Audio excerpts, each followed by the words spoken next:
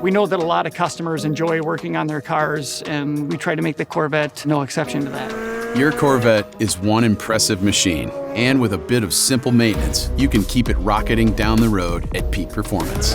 The transmission filter must initially be changed between 7,000 and 8,000 miles, and transmission fluid should be changed at 3 years or 45,000 miles from the vehicle's build date. The maintenance schedule in your vehicle's owner's manual will help keep your Corvette running smoothly. Your dealer's trained technicians can easily handle maintenance, but if you plan on handling it yourself, this primer should give you the confidence to take it on. To check the engine oil level on your Corvette, the engine should be warmed and idling. In the engine compartment, check the oil level on the dipstick. If the oil is below the crosshatched area, add a quart of the recommended oil through the oil fill cap opening, then recheck the level. Using engine oil that is approved to the proper specification and viscosity grade is crucial. If you plan to do your own oil changes, you'll find Corvette was designed with easy access under the car for the oil drain and filter, so the closeout panels do not need to be removed to do an oil change.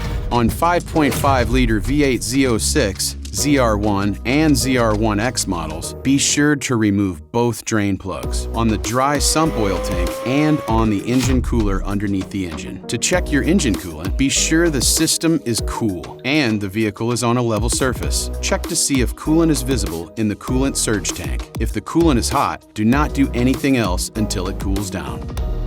If the coolant is low, add the precise mixture of 40% DexCool coolant and 60% clean drinkable water, or take the vehicle to your dealer for service. For specialized coolant reservoirs on E-Ray, ZR1, and ZR1X, your Chevrolet dealer is the best option for checking these fluid levels. To refill your wiper fluid, the reservoir is located here. We've been walking you through things on this coupe, but a convertible is laid out a little bit differently.